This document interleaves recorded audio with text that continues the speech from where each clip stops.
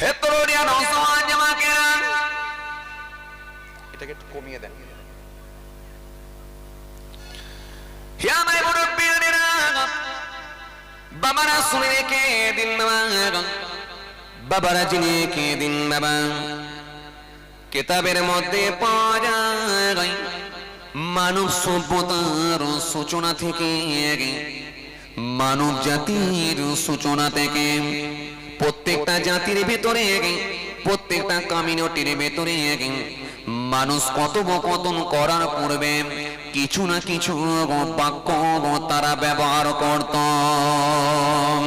আইয়ামে জাহেলিয়াতের যুগের মানুষেরা তারাও কথোপকথন করার পূর্বে তারাও কিছু না কিছু বাক্য ব্যবহার করত।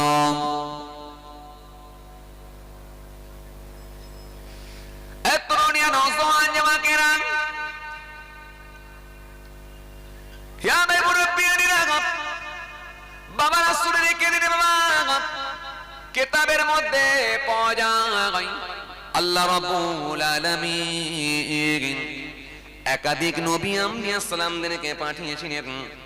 একাধিক নবী আম্বিয়া সালামরা পৃথিবীর জমিনে এসেছিলেন।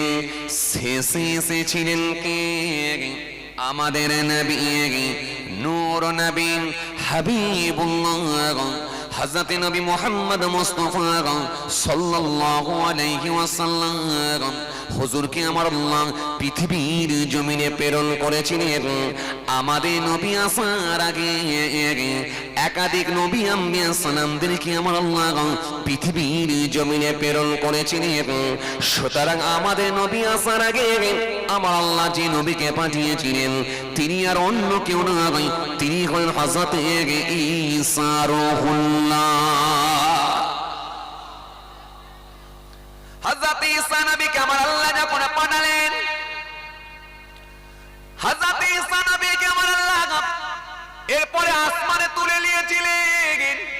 অনেক লম্বা কথা।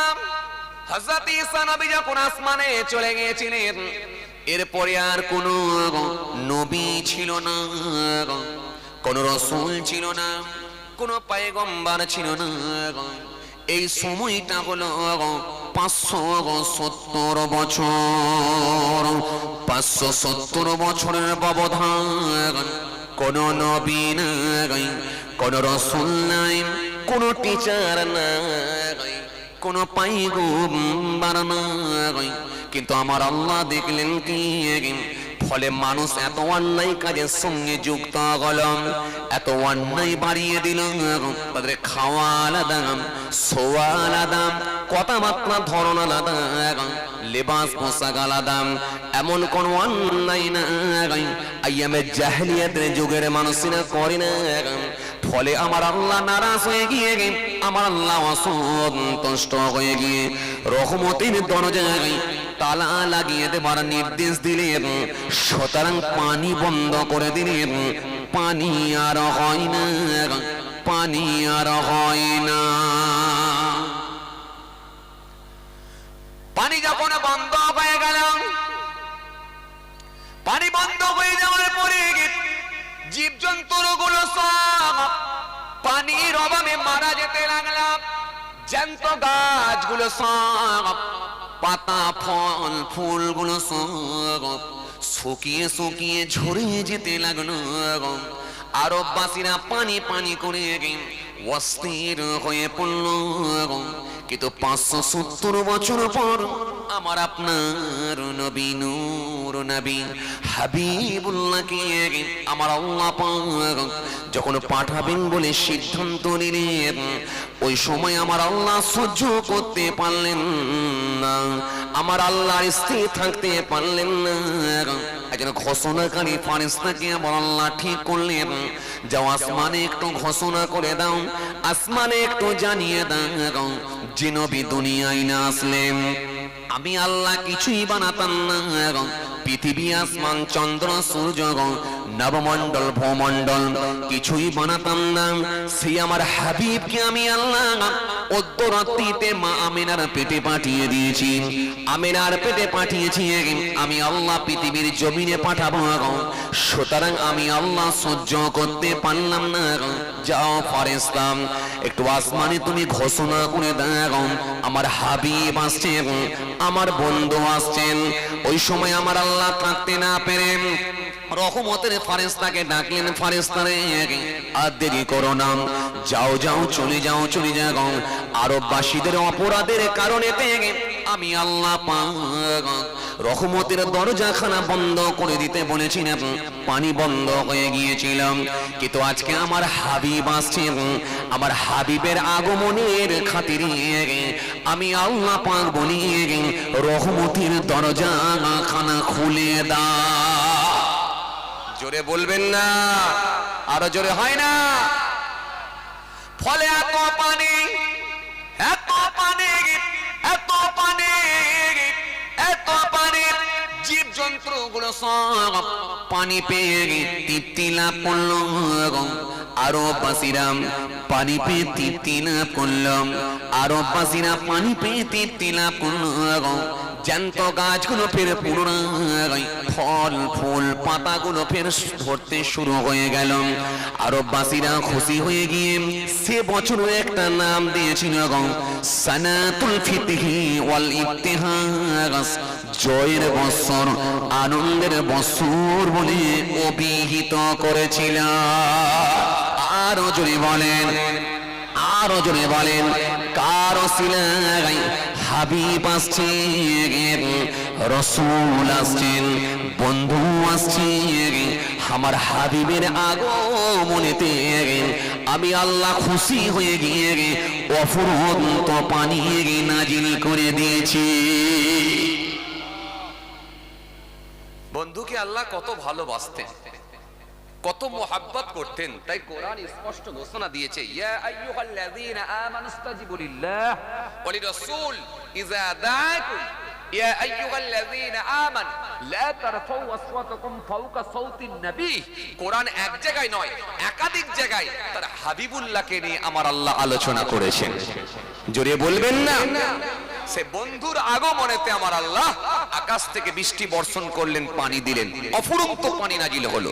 সেই রাসূল এলেন, আরববাসীদেরকে দেখলেন, আমার নবী সব আস্তে আস্তে আস্তে আস্তে কুসংস্কার গুলোকে সব মুছতে শুরু করলেন, ডিলিট করতে শুরু করলেন। আল্লাহ নবী দেখতে পেলেন, এই ডিলিট করতে করতে আল্লাহ নবী দেখতে পেলেন আরববাসীদের ভেতরে কথোপকথন করার পূর্বে, আইয়ামে জাহেলিয়াতের যুগের মানুষেরা কথোপকথন করার পূর্বে তারা কিছু বাক্য ব্যবহার করে। কি বাক্য? একে অপরের সঙ্গে দেখা হলে কেউ বলে সুপ্রভাত, শুভ প্রভাত, কেউ বলে চক্ষু ঠান্ডা হোক, চক্ষু শীতল হোক, কেউ বলে শুভ সন্ধ্যা, কেউ বলে শুভ সকাল। আমি আসল জায়গায় এলাম, কিন্তু ভালো করে বুঝবেন, এই যে কথোপকথন করার পূর্বে কি কথা বলতো তারা, এই কথাগুলোকে আল্লাহ নবী ডিলিট করলেন। ডিলিট করে দিয়ে বলে, এই শুভ সন্ধ্যা, শুভ সকাল, এই রকম কথা বলো না, যার কোনো অর্থ পাওয়া যায় না। কি বলবে? তোমরা একে অপরের সঙ্গে দেখা হলে ফার্স্ট সালাম দাও। কি বলবে? আসসালামু আলাইকুম। যিনি শ্রবণ করবেন তিনি বলবেন ওয়া আলাইকুম আসসালাম। তোমরা একে অপরকে দোয়া দাও, দোয়া করে কথোপকথন শুরু করো। এই শিক্ষাটা কিন্তু আমার নবী দিয়ে দিলেন। শুধু বললেন না, বরং সেটাকে করে দেখালেন। আল্লাহ নবী হাবিবুল্লাহ নবী জনাবে মুহাম্মদ রাসূলুল্লাহ সাল্লাল্লাহু আলাইহি ওয়াসাল্লাম তিনি বললেন, দেখো এ আমার সাহাবীরা, তোমরা একে অপরের বাড়ির দরজার সামনে গিয়ে যখন পৌঁছাবে নাম ধরে ডাকবে না। কি বলবে? একে অপরের বাড়ির দরজার সামনে গিয়েও সালাম দেবে। বাড়িওয়ালা সাহেব যদি বাড়িতে থাকেন তিনি সালামের জবাব দেবেন, জবাব দিয়ে বেরিয়ে আসবেন। তোমরা প্রয়োজনীয় কাজটাও মেটাতে পারবে, একে অপরকে দোয়া করতে পারবে। আমরা মাঝে মাঝে আমাদের প্রতিবেশী কোনো মানুষের কাছে কোনো প্রয়োজনে যখন যাই, দরজার সামনে গিয়ে নাম ধরে ডাকি না? কথা বলেন একটু, ডাকি না? আমরা গিয়ে ডাকি, কি বলি? খালেক ভাই আছেন, একটু বেরিয়ে আসেন না খালেক ভাই। যদি খালেক ভাই আপনার থেকে বয়সে বড় হয় তাহলে আপনি এইভাবে সম্বোধন করে কথা বলেন। আর খালেক ভাই যদি আপনার থেকে ছোট হয় তাহলে বলে, এই খালেক একটু বেরিয়ে আয় না বাবা, একটু দরকার ছিল, একটু বেরিয়ে আয় না বাবা। আপনারা যদি এখানে আবার কেউ খালেক ভাই থাকে, যেন রাগটা করেননি, আমি জাস্ট বোঝানোর জন্য বলছি যে আমাকে কেন ধরে টানছে হুজুর, এত লোক আছে সবাইকে না ডেকে আমাকে কেন ডাকছে? আসেন আমি বোঝানোর জন্য বলছি, খেয়াল করেন খেয়াল করেন। তাহলে আমরা কি করি? নাম ধরে ডাকি। নবী বললেন দরজার সামনে গিয়ে নাম ধরে ডেকো না। কি বলবে? একটা সালাম দাও। বাড়িওয়ালা সাহেব যদি বাড়িতে থাকেন সালামের জবাব দেবেন, জবাব দিয়ে তিনি বেরিয়ে আসবেন, প্রয়োজনীয় কাজটাও মেটাতে পারবে, আর পাশাপাশি একে অপরকে তোমরা দোয়া করতে পারবে, দোয়াও হবে আর প্রয়োজনীয় কাজটাও মেটাতে পারবে। আল্লাহ নবী যে শুধু বলে দিয়েছিলেন তা না, বরং সেটাকে তিনি বাস্তবায়ন করে দেখিয়েও দিলেন। এই জন্য হাদিস হলো তিন প্রকার। হাদিস কয় প্রকার? হাদিস তিন প্রকার, কওলি, ফিলি, তাকরীরি। নবীর কথাটাও হাদিস, নবীর কাজগুলো হাদিস, নবী যেটাকে সমর্থন করেছেন সেটাও হলো আমাদের জন্য হাদিস। খুব ভালো করে শুনেন, তাহলে নবীর কথাও হাদিস, কাজও হাদিস, সমর্থন সেটাও হলো হাদিস। কওলি, ফিলি, তাকরীরি। রাসূল বাস্তবায়ন করে দেখালেন। কেমন? এক সাহাবীর দরজার সামনে আল্লাহর নবী গেলেন কোনো প্রয়োজনে, দরজার সামনে গিয়ে ঠোকা মারলেন না, বরং একটু সালাম দিলেন। কি দিলেন? সালাম দিলেন। কি বললেন? আসসালামু আলাইকুম। কোনো উত্তর নাই, কোনো জবাব নাই, কোনো রেসপন্স নাই। আবার সালাম দিলেন, আসসালামু আলাইকুম। কোনো জবাব নাই, কোনো উত্তর নাই, কোনো রেসপন্স নাই। নবী আবার সালাম দিলেন, আসসালামু আলাইকুম। কোনো উত্তর নাই। তিনবার না পাওয়ার পরে আল্লাহ নবী টুকটুক টুকটুক করে নিজের বাড়ির দিকে অর্থাৎ গন্তব্যস্থলের দিকে হেঁটে হেঁটে চলে যাচ্ছেন। যখন ফিরে চলে যাচ্ছেন এমত অবস্থায় দেখা যায় ওই সাহাবী বাড়ি থেকে বেরিয়ে এসে ছুটে ছুটে এসে আল্লাহ নবীর পা দুটো জড়িয়ে ধরতে যায়। আল্লাহ নবী বলেন, দাঁড়াও, থামো, কি হয়েছে একটু মুখে বলো। হে তরুণিয়া নওজওয়ান জওয়ানেরা, ইয়া মাই মুরব্বিয়িনা, বাবা সুরে রেখে দিন বাবা। সাহাবী বলে, ইয়া রাসূলুল্লাহ, ওয়া হাবিবাল্লাহ হুজুর, বিয়াদবি নেবেন না হুজুর। আল্লাহ নবী বলেন, কি বিয়াদবি হয়েছে বলো। সাহাবী বলে, ইয়া রাসূলুল্লাহ, ওয়া হাবিবাল্লাহ হুজুর, হুজুর আপনি আমাকে ডেকেছেন, আমি সাহাবী বাড়িতেই ছিলাম, কিন্তু জবাবও আমি দিয়েছি, কিন্তু আস্তে করে দিয়েছি, ক্ষীণ স্বরে দিয়েছি। হুজুর আপনি দ্বিতীয়বার যখন আবার সালাম দিয়েছিলেন, সালামের জবাব দিয়েছি, কিন্তু আস্তে করে দিয়েছি, ক্ষীণ স্বরে দিয়েছি। হুজুর তৃতীয়বার যখন আবার সালাম দিয়েছিলেন, আবার জবাব দিয়েছি, কিন্তু আস্তে করে দিয়েছি, ক্ষীণ স্বরে দিয়েছি। তিনবার দেওয়ার পরে যখন আপনি ফিরে চলে যাচ্ছেন, আমি মনে মনে ভাবলাম, না জানি হয়তো আমি মনে হয় বিয়াদবি করে ফেলেছি, তাই আপনার কাছে মাফ চাইছি। আল্লাহ নবী বিয়াদবি নেবেন না, মাফ করে দেন। আল্লাহ নাই বলে, সাহাবীরে তুমি যখন শুনতে পেলে তো আস্তে করে কেন আওয়াজ দিলে? সাহাবী সেই সময় বলেছিলেন, ইয়া রাসূলুল্লাহ, ইয়া হাবিবাল্লাহ হুজুর, আমি মনে মনে ভাবলাম যিনি আমাকে দোয়া করছেন উনি দুনিয়ার কোনো সাধারণ ব্যক্তি নন, যিনার জবানের দোয়ায় আঙ্গুলের ইশারায় আকাশের চাঁদ দ্বিখণ্ডিত হয়, যিনার জবানের দোয়ায় ডোবা সূর্য আবার উদিত হয়, যিনার জবানের দোয়ায় এক টুকরা মেঘ মাথার উপরে ছায়া করে করে যায়, যিনি রাস্তা দিয়ে হেঁটে হেঁটে গেলে জমিনকে আমার আল্লাহ আগে থেকে পরিষ্কার করে দেন, জমিনকে নির্দেশ দেন, হে জমিন ফেটে যাও, হে জমিন ফেটে যাও, জমিনের উপরে যত নোংরা আবর্জনা গুলো আছে সব জমিনের নিচে প্রবেশ করো, জমিন আগের মতো লেগে যাও, কারণ এই রাস্তা দিয়ে অন্য কেউ নয়, আমার হাবিবুল্লাহ আসছেন এই রাস্তা দিয়ে। জোরে হয় না? আরো জোরে বলেন, ইয়া রাসূলুল্লাহ, ইয়া হাবিবাল্লাহ হুজুর। তাই কোরআন বলেছে, মাতা আতাকুমুর রাসূল ফাখুযুহু ওয়া মা নাহাকুম আনহু ফান্তাহু। আমার রাসূল তোমাদেরকে যা আদেশ করে তোমরা স্বতঃস্ফূর্তভাবে গ্রহণ করো, নবী যেগুলো তোমাদের বারণ করে সেগুলো থেকে বিরত থাকো। কেন নবীর আদেশ আর নিষেধ মানে স্বয়ং আল্লাহ পাকের আদেশ আর নিষেধ। জোরে হয় না, আরো জোরে হয় না। ইয়া রাসূলুল্লাহ কে ইয়া হাবিবাল্লাহ, হুজুর বিয়াদবি নেবেন না, হুজুর বিয়াদবি নেবেন না। আমি মনে মনে ভাবলাম সেই আখিরি নবী তিনি আমাকে সালাম দিচ্ছেন, দোয়া করছেন, 100% এই দোয়াটা অবশ্যই কবুল হবে আল্লাহর দরবারে, এতে কোনো সন্দেহের অবকাশ নাই। যেহেতু রাসূলুল্লাহ আমাকে দোয়া করছেন, আর দোয়াটা যদি আমি নেব তো একবার কেন নেব, যেহেতু আমি সুযোগ পেয়েছি বারে বারে আমার রাসূলুল্লাহর কাছ থেকে আমি দোয়া নেব, এই জন্য আমি জবাবটা আস্তে করে দিয়েছিলাম, যাতে করে দ্বিতীয়বার আপনি আমাকে ফের দোয়া দিয়েছিলেন। আমি আবার জবাবটা আস্তে করে দিয়েছিলাম, যাতে করে আপনি তৃতীয়বার আবার আপনি আমাকে দোয়া করেছিলেন।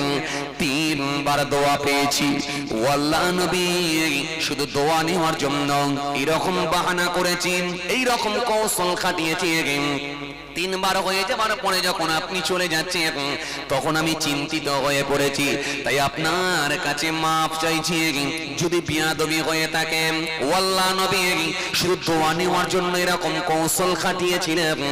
আল্লাহ নবী একটু মুচকি হাসলেন, মুচকি হেসে বলেন, সাবিরে তুমি আমার সঙ্গে দোয়া নেওয়ার জন্য এইরকম বাহানা করেছো, কৌশল খাটিয়েছ, আমি রাসূলুল্লাহ বলি তোমাকে জান ভরা দোয়া করছি। জোরে হবে না?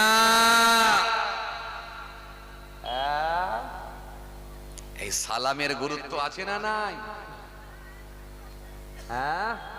এই সালামের গুরুত্ব আছে। এই শিক্ষা নবী দিয়েছিলেন, বাড়ির দরজার সামনে গিয়েও তোমরা সালাম দাও। আর আমি তো এসে মজলিসে দিয়েছিলাম, আমি বলেছিলাম না আপনাদের সামনে একটা ওয়াজ করছি। ভাইরা আমার আসেন, সালাম কথার অভিধানিক অর্থ কি আমরা জেনেছি। কোরআনের ভাষায় কি বলা হয় জেনেছি। আইয়ামে জাহেলিয়াতের যুগে কোন বাক্য ব্যবহার করা হতো জেনেছি। নবী সালামের কথা কেমন করে চালু করেছেন তাও জেনেছি। এইবার আমরা আসেন, সালামের সূচনা কবে থেকে সালাম এলো। চলুন, সালাম কবে থেকে এলো এইবার আমরা দেখে নিই। সালামের শুরু কবে থেকে, সালাম কোথা থেকে এলো। মনে রাখবেন, একটা লম্বা হাদিস এসেছে, এই হাদিসটা হযরতে আবু হুরায়রা রাদিয়াল্লাহু তাআলা আনহু থেকে বর্ণিত হাদিস। এই হাদিসের মধ্যে রাসূল করিম সাল্লাল্লাহু আলাইহি ওয়াসাল্লাম বলেছেন, এটাও হযরতে আবু হুরায়রা থেকে বর্ণিত হাদিস। আন আবি হুরায়রা রাদিয়াল্লাহু তাআলা আনহু قال قال رسول الله صلى الله عليه وسلم خلق الله آدم على صورته طوله 60 ذراعا فلما خلقه قال اذهب فسلم على اولئك نفر وهم نفر من الملائكة جلوس فاستمع ما يحيونك فإنها تحيتك وتحيي ذريتك فذهب فقال السلام عليكم فقالوا السلام عليكم ورحمة الله। এরপরে হাদিসের আরো কিছুটা অংশ আছে, অনেকটা বড় লম্বা হাদিস। এই হাদিসটাও কিন্তু হযরতে আবু হুরায়রা রাদিয়াল্লাহু তাআলা আনহু থেকে বর্ণিত হাদিস। এই হাদিসের মধ্যে কি এসেছে, রাসূল করিম সাল্লাল্লাহু আলাইহি ওয়াসাল্লাম বলছেন, আল্লাহ পাক রব্বুল আলামিন যখন হযরতে আদম আসলামকে সৃষ্টি করলেন, আদম আসলামকে বানানোর পর আদম আসলামের নিজ আকৃতিতে আল্লাহ পাক আদমকে তৈরি করলেন। আদমকে বানানোর পর আল্লাহ রব্বুল আলামিন 60 হাত লম্বা করেছিলেন। কত হাত লম্বা? 60 হাত লম্বা করার পর আল্লাহ রাব্বুল আলামিন যখন আদমের মধ্যে রূহ দিয়েছিলেন, আত্মা দিয়েছিলেন, দিয়ে আল্লাহ পাক রব্বুল আলামিন বললেন, যাও আদম, ওই অবস্থানরত ফেরেশতাদেরকে গিয়ে তুমি সালাম দাও। আর ফেরেশতারা কি উত্তর দেয় সেটাকে তুমি শুনে নাও, অর্থাৎ শ্রবণ করো। কারণ তোমার দেওয়া সালাম আর তাদের দেওয়া জবাব, এটাই আমি আল্লাহ কিয়ামত পর্যন্ত তোমার আওলাদদের মধ্যে আমি আল্লাহ চালু করে দেব। জোরে বলেন না। রাসূল করিম সাল্লাল্লাহু আলাইহি ওয়াসাল্লাম এই হাদিসের মধ্যে বলছেন কি, হযরত আদম আসলাম গেলেন, গিয়ে সালাম দিলেন। কাকে? ওই অবস্থানরত ফেরেশতাদেরকে গিয়ে সালাম দিলেন। কি বলেন? আসসালামু আলাইকুম। ফেরেশতারা বলেন ওয়া আলাইকুম আসসালাম ওয়া রাহমাতুল্লাহ। এই ওয়া রাহমাতুল্লাহ কথাটা বৃদ্ধি পাওয়ার জন্য, বাড়িয়ে দেওয়ার জন্য আমার আল্লাহ এত খুশি হয়ে গেছেন, জান্নাতীদেরকেও আমার আল্লাহ 60 হাত লম্বা করে আল্লাহ জান্নাতে প্রবেশ করার অনুমতি দিয়ে দেবেন। আরো জোরে বলেন, আরো জোরে বলেন। হে তরুণিয়া নওজওয়ান জামাকেরা, হে আমার মুরব্বিয়ানেরা, বাবারা শুনে রেখে দিন বাবা, বাবারা জেনে রেখে দিন বাবা, কিতাবের মধ্যে পাওয়া যায় আমার আপনার নবী নূর নবী হাবিবুল্লাহ নবী জনাবে মুহাম্মদুর রাসূলুল্লাহ সাল্লাল্লাহু আলাইহি ওয়াসাল্লাম নবী আমার সুন্দর করে জানিয়ে দিলেন এই ওয়া রাহমাতুল্লাহ কথাটা বৃদ্ধি পাওয়ার কারণেতে আমার আল্লাহ পাক রব্বুল আলামিন 60 হাত লম্বা করে জান্নাতি ব্যক্তিগুলোকে জান্নাতে প্রবেশ করার অনুমতি দিয়ে দেবে। আরো জোরে বলেন, আরো জোরে বলেন। নবী আমার সুন্দর করে জানালেন হযরত আদম আসলামকে আমার আল্লাহ 60 হাত লম্বা করেছিলেন। তখন থেকে ক্রমাগতভাবে হ্রাস পেতে লাগলো, কমতে লাগলো, কমতে লাগলো, কমতে লাগলো, কমতে কমতে কমতে কমতে কমতে কমতে কমতে এখন আমরা 3.5 হাতে এসে পৌঁছে গেছি। এই জন্য আজকের মাহফিলে সব থেকে বেশি যিনি লম্বা মানুষ তিনি হবেন 3.5 হাত, আর আজকের মাহফিলে সব থেকে যিনি ছোট মানুষ তিনিও হবেন কিন্তু 3.5 হাত, নাকি না 1.5 হাত। এই জন্য এই মাহফিলের সব থেকে লম্বা মানুষ কাকে আমি ধরবো? লম্বা মানুষ আমার চোখে কিন্তু ঠেকছে না, বুঝতে পারছি না। তবে সামনের দিকে একটা ভাইকে আমি দেখতে পাচ্ছি, ইনিও কিন্তু লম্বা কম না। চলুন এই চাদরওয়ালা ভাই কি ধরে চলি, আমার চাদরওয়ালা ভাই কি মনে করুন ধরে নেন। আজকের মাহফিলের সব থেকে বেশি লম্বা হলো চাদরওয়ালা ভাই। উনি যদি 3.5 হাত হয় তাহলে আজকের মাহফিলের সব থেকে ছোট মানুষ যিনি মনে করুন এই বাচ্চাটাকে ধরি, তাহলে উনি হবেন কত? 1.5 হাত। 1.5 হাত কেন? ওর হাতে আল্লাহু আকবার। তাহলে হাদিস মিলে গেছে, আমার নবী সুন্দর করে জানিয়েছেন। তাহলে বাচ্চাটা হয়ে গেছে 3.5 হাত, আর উনিও হলেন 3.5 হাত। এজন্য 60 হাত লম্বা করে আদম আসলামকে আল্লাহ বানিয়েছিলেন। তখন থেকে ক্রমাগতভাবে হ্রাস পেতে লাগলো, কমতে লাগলো। এখন কমতে কমতে কমতে কমতে কমতে কমতে 3.5 হাতে এসে আমরা পৌঁছে গেছি। এরপরে আরো কমবে নাকি আমি জানি না, আল্লাহু আলাম, তিনি ভালো জানেন। তবে আমার নবী সুন্দর করে জানালেন ওয়া রাহমাতুল্লাহ কথাটা বৃদ্ধি পাওয়ার জন্য, বাড়িয়ে দেওয়ার জন্য আল্লাহ রাব্বুল আলামিন যখন জান্নাতি ব্যক্তিগুলোকে জান্নাতে দেবেন তখন ওই জান্নাতি ব্যক্তিগুলোকে 60 হাত লম্বা করে জান্নাতে পাঠিয়ে দেবে। জোরে বলেন, আরো জোরে বলেন। তাহলে তখনও 60 হাত লম্বা, আবার জান্নাতে যখন যাবে তখনও কিন্তু 60 হাত লম্বা। মাঝখানে কমতে কমতে 3.5 হাত, এরপরে আরো কমবে নাকি জানি না। কিন্তু মনে রাখবেন বাবাজি আমার ভাইরা, জান্নাতি ব্যক্তিগুলোকে আল্লাহ 60 হাত লম্বা করে পাঠাবে। আসেন এখান থেকে তাহলে আমরা কি পেলাম? পৃথিবীর সর্বপ্রথম কে সালাম দিয়েছিল? কথা কয় না। কে সালাম দিয়েছিল? পৃথিবীর সর্বপ্রথম কে সালাম দিয়েছিল? আদম আসলাম। কাকে দিয়েছিল? ফেরেশতাদেরকে দিয়েছিল। Correct answer. তাহলে সালাম কবে থেকে এসেছে বুঝতে পারছেন? কথা বুঝতে পারেন? বুঝতে পারছেন? এখন এই কথাকে সামনে রেখে আপনাদেরকে আমি একটুখানি বোঝানোর জন্য বলি। কিছু মানুষ যারা বলে যে ইসলাম ধর্ম নাকি 3 দিনের ধর্ম, কিছু মানুষ বলে না আমাদের ধর্মটা খুব প্রাচীন ধর্ম, ইসলাম ধর্মের বয়স কত? মাত্র তো 1400 বছর। কথা কয় বলে না কিছু লোক। মাত্র 1400 বছর 1500 বছর আগের ধর্ম, হযরত মুহাম্মদ সাল্লাল্লাহু আলাইহি ওয়াসাল্লাম থেকে এসেছে ইসলাম ধর্ম। এরকম কিছু লোক আছে না নাই? বলে কি বলে না? বলে। আমি তাদেরকে বলি, ভাই শোনেন, ইসলাম ধর্ম হযরত মুহাম্মদ সাল্লাল্লাহু আলাইহি ওয়াসাল্লাম থেকে আসেনি, বরং আপনি যদি পিছিয়ে যান, যত নবী আম্বিয়া সালামদেরকে আল্লাহ পাঠিয়েছিলেন সবাই কিন্তু আমার আল্লাহর কথাই প্রচার করার জন্য এসেছিলেন। সুতরাং আপনি যদি পিছিয়ে যান, বাবা আদম আসলাম থেকে ইসলাম ধর্মকে আল্লাহ কবুল করে নিয়েছেন।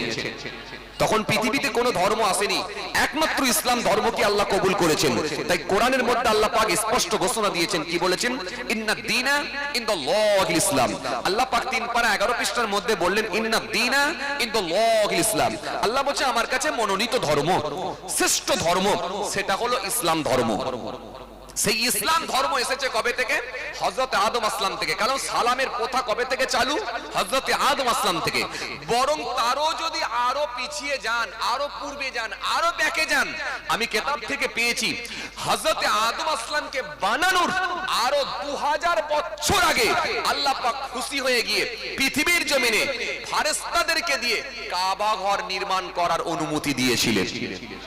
জোরে বলতে হবে, আরো জোরে বলে। কাবা ঘরের জন্ম কবে থেকে? কাবা ঘর কবে বানানো হলো?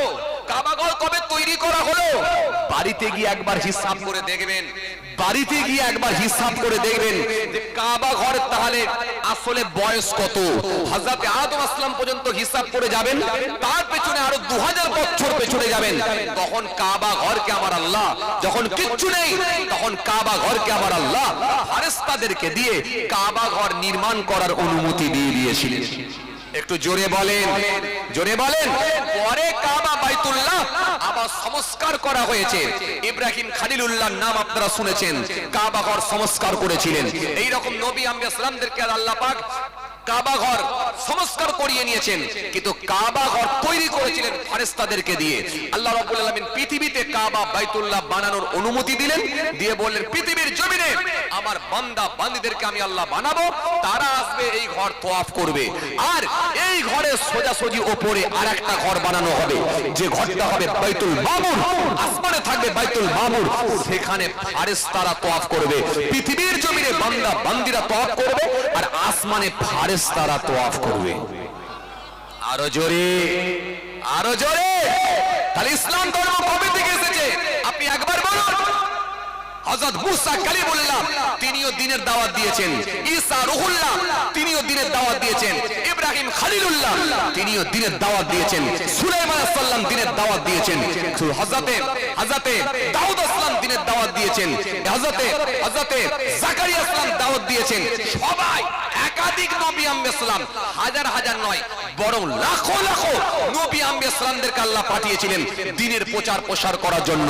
কিন্তু হযরত মুহাম্মদ সাল্লাল্লাহু আলাইহি ওয়াসাল্লামকে আল্লাহ শেষে পাঠিয়েছিলেন। হযরত মুহাম্মদ সাল্লাল্লাহু আলাইহি ওয়াসাল্লামকে দিয়ে আল্লাহ দ্বীনকে পরিপূর্ণ করে দিয়েছেন। কারণ হযরত মুহাম্মদ সাল্লাল্লাহু আলাইহি ওয়াসাল্লামকে দিয়ে আল্লাহ চূড়ান্ত ফয়সালা আল্লাহ করে দিয়েছেন, কিয়ামত পর্যন্ত আর সংশোধন সংযোজন হবে না, কোনো কাটছাঁট হবে না। হযরত মুহাম্মদ সাল্লাল্লাহু আলাইহি ওয়াসাল্লামকে দিয়ে আমার আল্লাহ বললেন, হাবিব আপনি জানিয়ে দেন আমি আল্লাহ আপনার দ্বারাই দ্বীনকে পরিপূর্ণ করে দিয়েছি। আরো জোরে বলেন না, আরো জোরে বলেন না।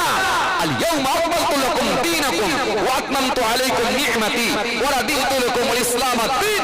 আল্লাহ কোরআনের মধ্যে জানিয়ে দিলেন, হাবিব আপনি বলে দেন দ্বীনকে আমি আল্লাহ আপনার দ্বারাই কিয়ামত পর্যন্ত আমি আল্লাহ পরিপূর্ণ করে দিয়েছি। নবী বিদায় হজে ভাষণ দিতে গিয়ে বলেছেন, সাহাবীরা আমাকে আমার আল্লাহ কবুল করে নিয়েছে, আর আমার দ্বারাই আমার আল্লাহ দ্বীনকে পরিপূর্ণ করে দিয়েছে। চূড়ান্ত ফয়সালা হয়েছিল হযরত মুহাম্মদ সাল্লাল্লাহু আলাইহি ওয়াসাল্লাম থেকে নিয়ে, কিন্তু তার আগে কিছু সংশোধন সংযোজন হয়েছে, পরিস্থিতির পরিপ্রেক্ষিতে কিছু কাটছাঁট হয়েছে। তা বলে ইসলাম এসেছে বাবা আদম থেকে।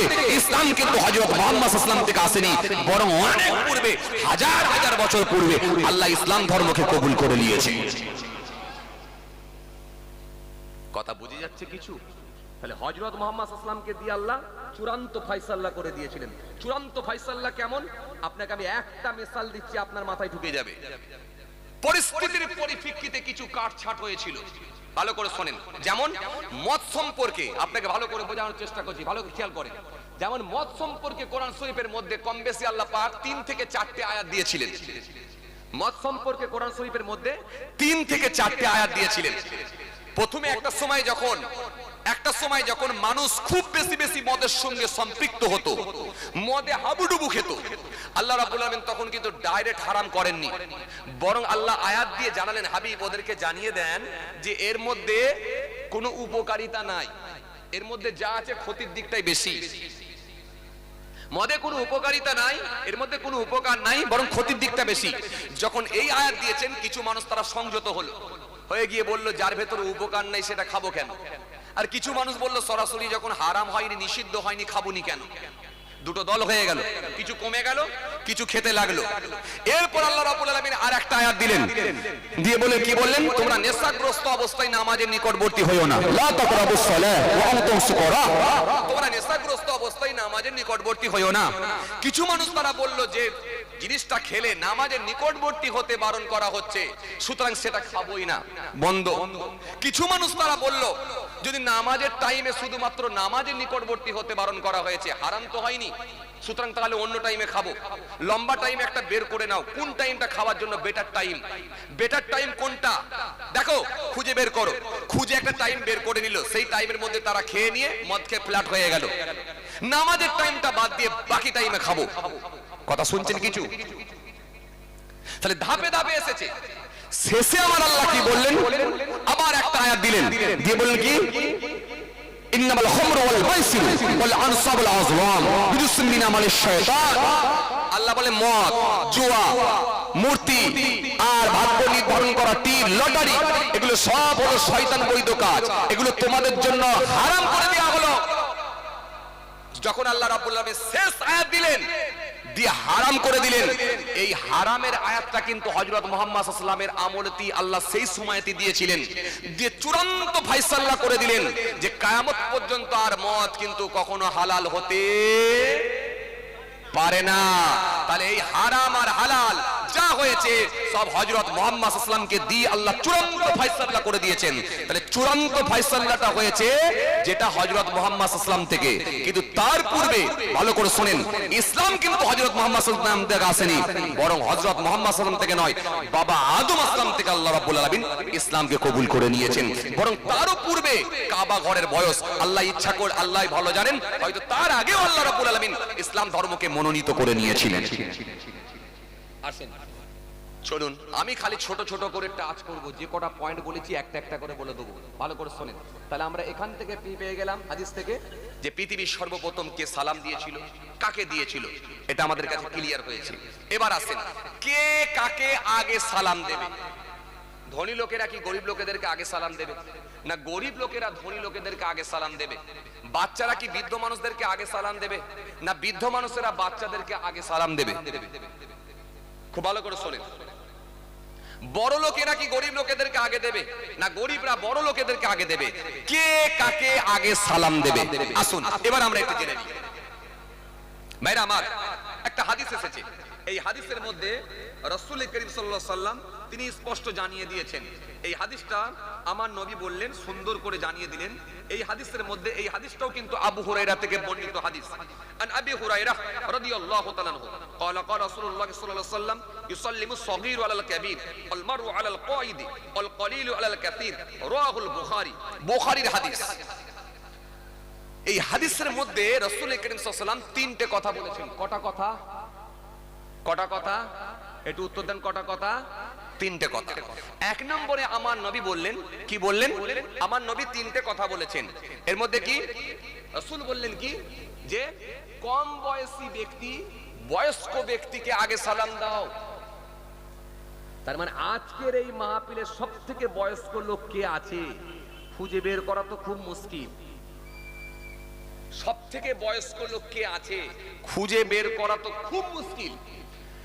ধরুন আমার সামনে একটা চাচা বসে আছেন, ইনিও মোটামুটি বয়স ভালোই হয়েছে, আমি যা দেখছি প্রায় 60-র উপরে তো আছি না। আমার ডান দিকে চাচা আছে, ইনিও কিন্তু ভালো বয়সের চাচা আছে, 82 বছর, 84, 83, আলহামদুলিল্লাহ 83 বছরের চাচাকে আমি সামনে পেয়েছি আমার ডান দিকে। চলুন আমি চাচাকে ধরি চলি। নবী এই হাদিসের মধ্যে কি বললেন?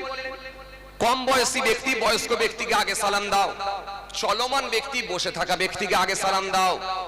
আর কি কম সংখ্যক মানুষ বেশি সংখ্যক মানুষকে আগে সালাম দাও, তিনটে কথা। তার মধ্যে একটা কি ছিল, কম বয়সী ব্যক্তি বয়স্ক ব্যক্তিকে আগে সালাম দাও। তার মানে চাচা যদি 83 বছর হয়, এই চাচার ঊর্ধ্বে যদি আর কেউ না থাকে, তার মানে সবাই কিন্তু আমরা চাচাকে সালাম দেব, চাচা একাই কিন্তু উত্তর দেবে। হিসাব তাই হচ্ছে তো? কথা বলে না। হিসাব তাই তো? অঙ্ক তাই হচ্ছে তো? এখন চাচার কাছে আমার একটা কোশ্চেন, চাচা সবাই যদি আপনাকে সালাম দেয়, যত লোক সামনে দিয়ে যাচ্ছে সবাই সালাম দিচ্ছে আসসালামু আলাইকুম, আপনি বলছেন ওয়ালাইকুম আসসালাম, আবার বলছে আসসালামু আলাইকুম, আপনি বলছেন ওয়ালাইকুম আসসালাম, আবার বলছে আসসালামু আলাইকুম, ওয়ালাইকুম আসসালাম। এখন জীবনে যতদিন আল্লাহ আপনাকে বাঁচিয়ে রাখবে, সবার কি উত্তরও দেবেন নাকি না মাঝে মধ্যে সালাম দেবেন?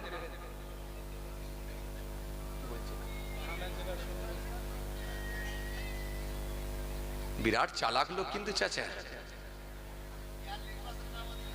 42 বছর ইমামতি করেছে, আলহামদুলিল্লাহ। তাহলে তো বাবা, এই তো যেমন তেমন লোককে আমি বলিনি। হ্যাঁ, আল্লাহু আকবার, আল্লাহু আকবার। 48 বছর, আল্লাহু আকবার, 48 বছর ইমামতি করেছেন। যোগ্য মানুষ 38 বছর, 38 বছর ইমামতি করেছেন, যোগ্য মানুষ, প্রবীণ আলেম। তাহলে চাচাকে এটা বলা ঠিক হলো না, সামনে থেকে কাউকে বললি ভালো হতো মনে হয়। যাক, ধরে নিয়েছি, মানে চাচা কি বলছেন যে আমি কানে যেটা শুনবো সেটাই করব। যদি আগে কেউ সালাম দেয় তার মানে উত্তর দেবো, আর যদি সুযোগ হয় বলছে আগে দেবো। এখন আপনারা কি একই মত? কথা বলেন, আপনারা একমত? একমত বলছে যদি আগে শুনি আগে দেবো, আর না হলে যদি সুযোগ হয় আগে দেবো। আগে যদি কেউ দেয় সালামের জবাব দেবো, আর না হলে সুযোগ হলে আগে দেবো। তার মানে দিতেও রাজি আর শুনতেও রাজি, উত্তর দিতেও রাজি, নিজে আগেও দিতে রাজি। মুশকিল, মুশকিল, মুশকিল। তার মানে আগে যে উত্তর দেবো তা না, জবাব দেবার আগেও যদি চেষ্টা করব সালাম দেওয়া যায়, তাহলে সালামও দিয়ে দেবো। তার মানে দুটোতেই রাজি। এই কথাকে সামনে রেখে আপনাদের সামনে একটা কথা বলি, ভালো করে শোনেন। আমরা যখন মাদ্রাসায় পড়াশোনা করতাম, আমরা যখন মাদ্রাসায় পড়তাম, আমরা যখন ক্লাসের মধ্যে বসতাম, আমরা যখন বেঞ্চিতে বসে থাকতাম, আমাদের উস্তাদ গুলো, আমাদের হুজুর গুলো যখন ক্লাস নেওয়ার জন্য ক্লাসের মধ্যে প্রবেশ করত, ওই সময় আমরা ছাত্ররা উঠে দাঁড়িয়ে পড়তাম, দাঁড়িয়ে হুজুরের দিকে লক্ষ্য করে বলতাম আসসালামু আলাইকুম। হুজুর জবাব দিতেন ওয়া আলাইকুম আসসালাম। ঠিক বলছি তো নাকি? হ্যাঁ, হুজুর এবারে এসে চেয়ারের উপরে বসতেন, চেয়ারের উপরে বসে পড়ে হুজুর বলতেন বাবা তোমরা কেমন আছো, বাবা তোমরা কিতাব বের করো, আজকে কোথা থেকে পড়া হবে তোমরা এবারে কিতাব বের করো। তখন আমরা এবারে কিতাবটা বের করতাম। তাহলে আমরা কিন্তু আগে সালাম দিয়েছি, হুজুর কিন্তু জবাব দিয়েছি। কিন্তু নবীর হাদিস থেকে পেলাম কি, কম বয়সী ব্যক্তি বয়স্ক ব্যক্তিকে আগে সালাম দাও।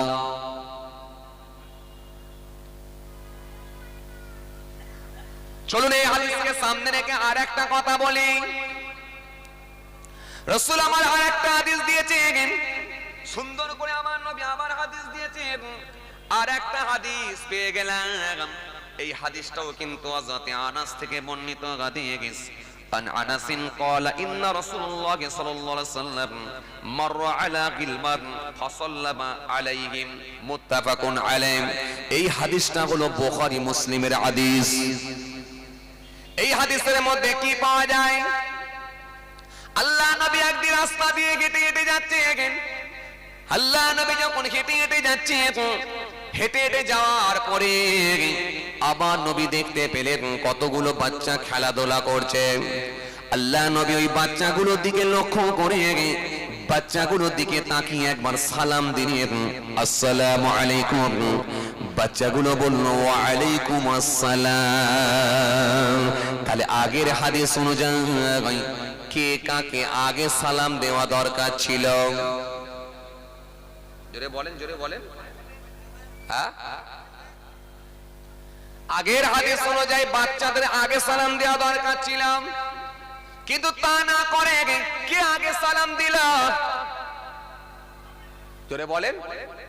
নবীজি আগে সালাম দিলেন, তার মানে কেন?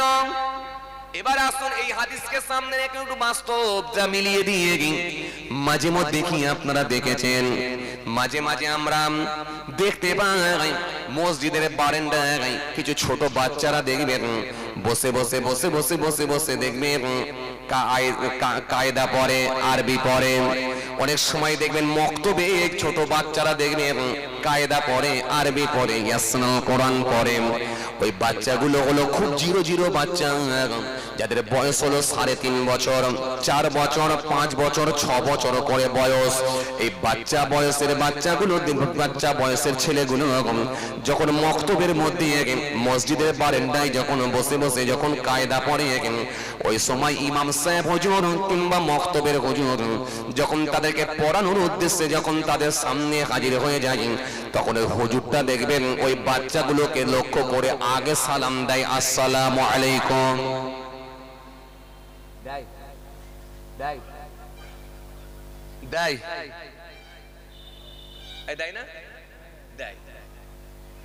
তার মানে এই বাচ্চাগুলো হলো খুব ছোট ছোট বাচ্চা, এদের বয়স হলো 3.5 বছর, কারোর বয়স হলো 5 বছর, 5.5 বছর।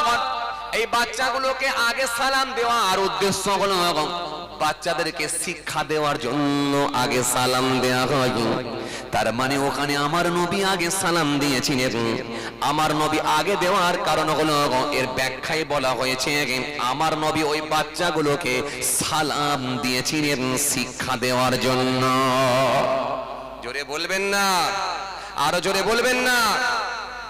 তার মানে এখান থেকে প্রমাণ হলাম সালামের ক্ষেত্রে বাচ্চাদেরকে আগে দেওয়া যেতে পারে, আবার